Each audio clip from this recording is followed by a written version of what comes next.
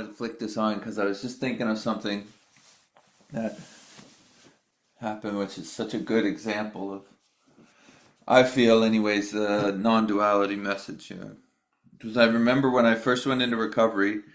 Well, when I first went into addiction recovery, I didn't do shit. I just sat in the back of a room for like 3 months, and I remember I get in the car that I had, and I drive far away from my house, so nobody around there would know me. I couldn't run into anybody and stuff. Anyways, the second time I went into recovery, I wasn't. It wasn't convincing. It was like it was more of a. To be honest, I relapsed, and then I ended up in the hospital again, and I tried to pay an ambulance driver to kill me. So they wouldn't really let me out of the hospital unless somebody come and got me. So then a friend had to come get me, and anyways, this went on. Yeah.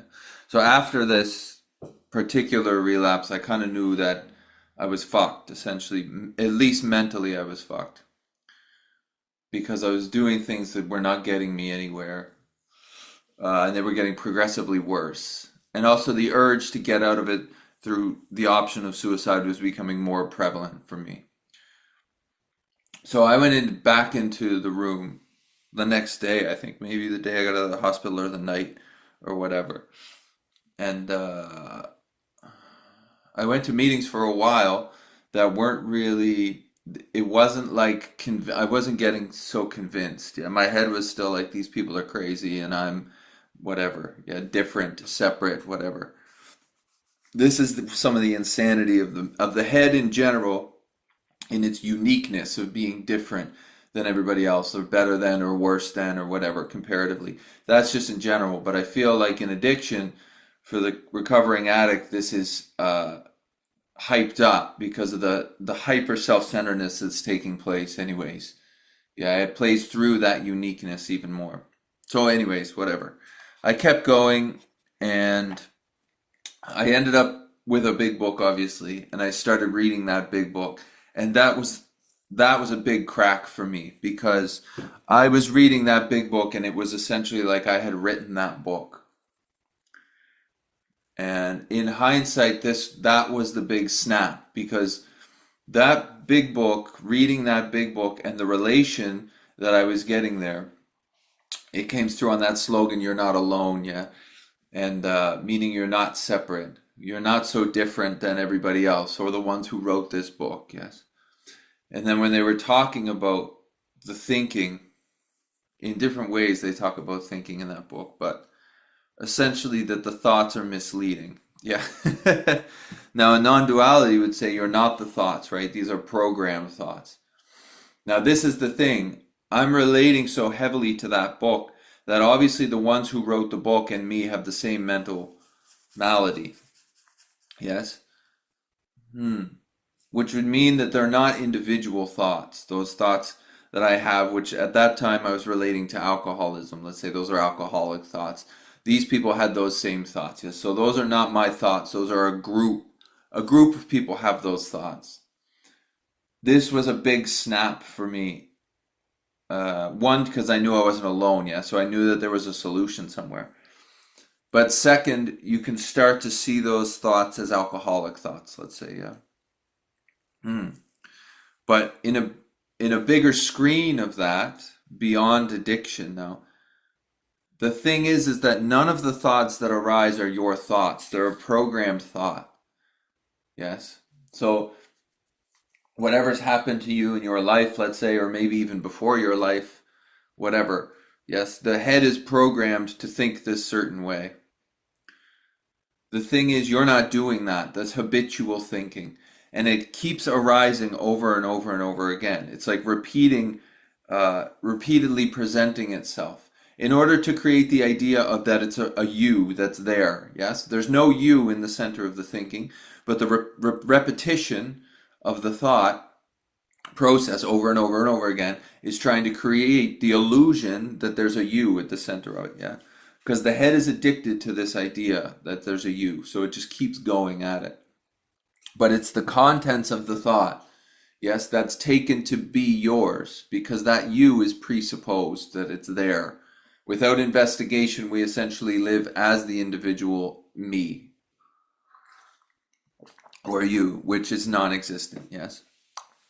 So when a thought arises, it's taken to be mine, that this body owns that thought and that I created that thought. And in turn, I'm going to dispel that thought, which is also not going to happen that way. So anyways, through recovery, you see that essentially there's a group of thoughts that aren't yours, yes. But then non-duality brings in the real kicker that none of the thoughts are yours. They're habit patterns. The same way that the alcoholic thoughts were habit patterns, yes. And even alcoholism is a reaction, at least in my case, to get out of the discomfort of the thinking. Yes? Because all those thoughts are taken to be mine and I want to break from them, so I'm going to drink in order to kill them, essentially just dampen them. And maybe that works, but it never works for good. You see, this is why suicide eventually became such a realistic option for me, was because that was the idea that this would work for good. Like a solution. I want a solution, you see, to the thinking in general. The alcohol not drinking was wonderful, but I was still under that bondage of self, yes, because all of the thoughts were taken to be mine.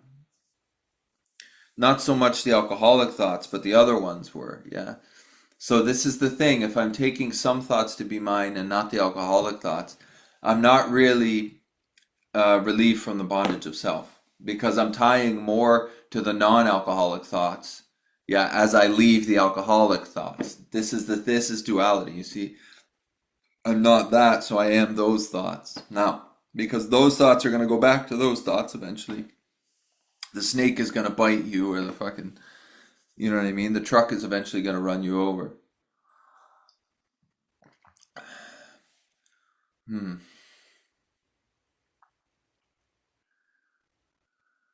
So by reading that big book, it was like that came through, that those thoughts were not just mine, that they're a group of people's thoughts, yeah. And then that opens the door to non-duality. Because you are reality, you're being ourselves, as Ramana would say. You are reality, you are the ground of being.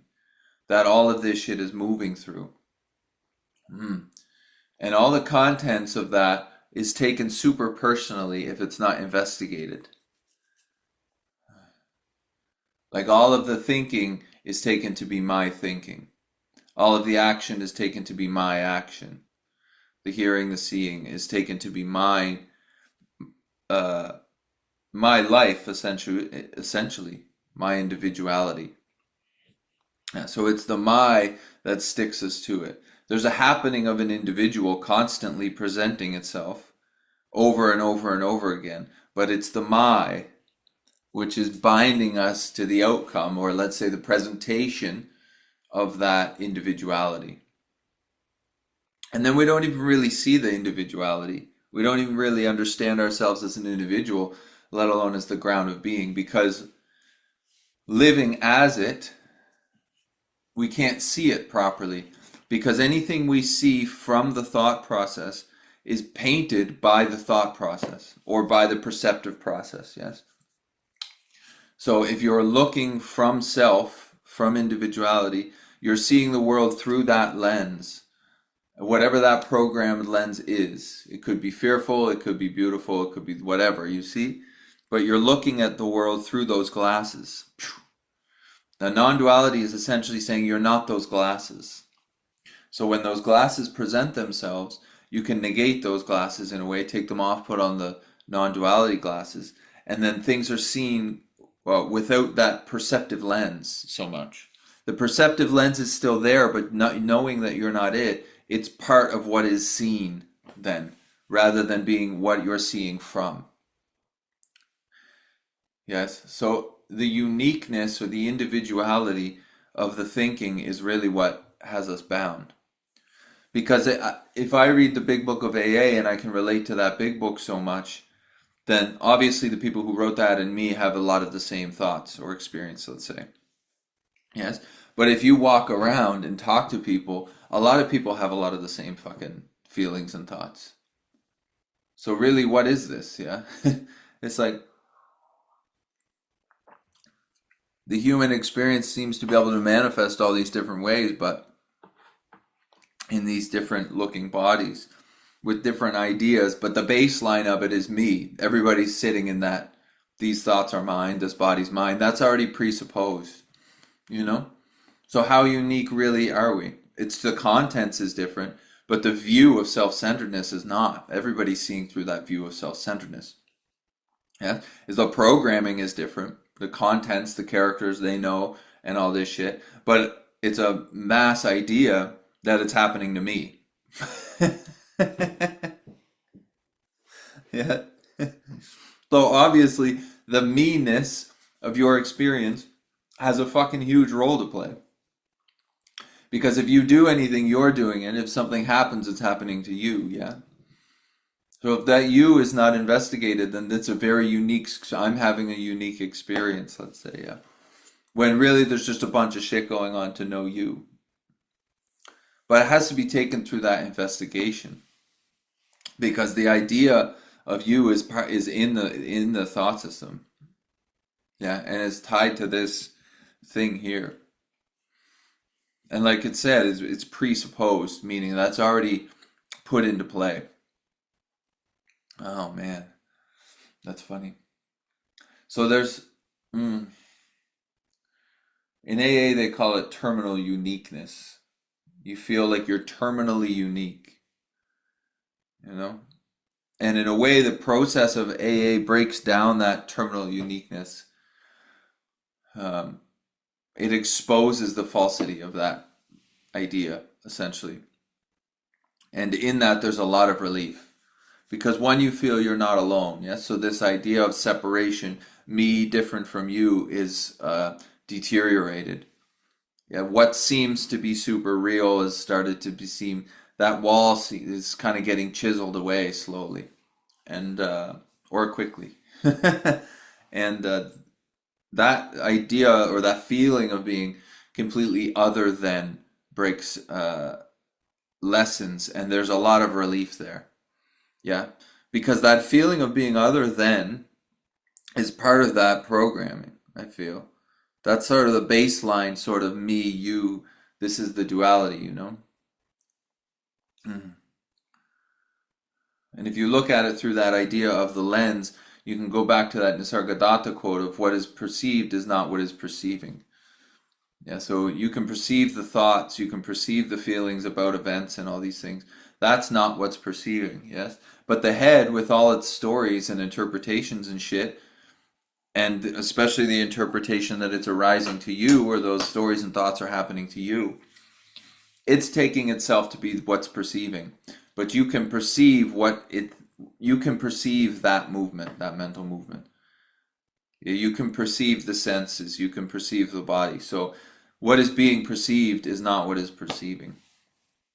And you can perceive the terminal uniqueness of the head. You can see it happen. Now it's taken to be you until it's not. Essentially, until you hear that, until that option maybe is offered, yeah, that you're not in it. Essentially, you're before it or disentangled from it, anyways. But there's that hook of me, the idea, and that's got you hooked in to the contents of what's going on. Mm. So there's so much value in seeing that this experience is not so personal in a way. Yeah. Because then it's all my experience and your experience. Yeah? And my experience is different, better than, worse than. And there's all this fucking posturing that goes on in order to try to maintain that, despite the fact that it's not true. Yeah. But we're taking it to be true if we're not seeing it with the right view. We're taking the perceived to be the perceiving. And the perceived is in a dualistic event. It's a subjective event, yeah? So I perceive something one way, somebody else perceives it another way. What's that but the programming that backgrounds that perceiving? Yeah. I'm not the programming and they're not the programming, but if I'm taking myself to be that programming, I'm in opposition to them, yeah? Because the head is giving all the meaning to everything. that would be considered its idea that it's the perceiver of shit when it's not, but it's trying to be constantly. So if there's a perceiver here in this body, there's a perceiver over there in that body, and those two things are taken now to be at ends. Both of them are taking to be, both bodies are taking themselves to be the ultimate subject of the objective world. This is duality. This body is taking that to be an object. This subject is taking that to be an object. And there's your duality, basic. This is good. This is what gets negated in non-duality. Yes? It's not a hated in non-duality, it's just a negation. So you see that the what's presenting to be subjectivity is not what is that absolute subjectivity. That's being perceived. So it's not the perceiving, yes? The idea of you is perceived. So it can't be what's perceiving. And it will keep telling you that it's the perceiver. It will keep presenting itself as the subject of all the other objects. That's no problem. Yeah. It's when we're bound to it, then it becomes a real issue because it's not true. So it's presenting a bunch of false shit the same way the head presents a bunch of false shit, like I'm super individual and separate from everybody else. There's like instant discomfort in this, yes? And it's the head's fucking premium move. So if it's not negated or stepped back from, disentangled from, then you're essentially getting run around by whatever the head is telling you. I was talking to somebody yesterday and they were saying somebody has Alzheimer's in their family and they make rash decisions and they do things that they don't remember. Yeah, and you talk to them one time and they're this way, you talk to them another time they're that way. This, I understand it in the way of Alzheimer's, yes. But the idea that that's fucking restricted to Alzheimer's, I would fucking challenge that, yeah? Because a lot of the people I meet don't know what they're doing at any point either. They're getting completely run around by the mental system. And they don't see that what they're identified as is what is running them around. Because they're identified as it, yeah? So if you mention it, then they fucking freak out because it's like you're attacking them, but you're not. Yeah. You're pointing out to them that what they're identified as might be a misidentification, which is running them around by the programming of what they're identified as. There's something driving their car, essentially, and it ain't them. But they're identified as what's driving it. Yes, so when you mention, oh, maybe that's not you, the system freaks out. And in turn, they freak out because they're under the guise of the system. Like we have to see that, man. That's like, this is the thing, you know? Oh, yeah. I wanted to mention it because it was very obvious in when I read that big book in AA that those people had the thoughts that I have. That brings up a lot of questions, man. That presents a lot of questions, I feel.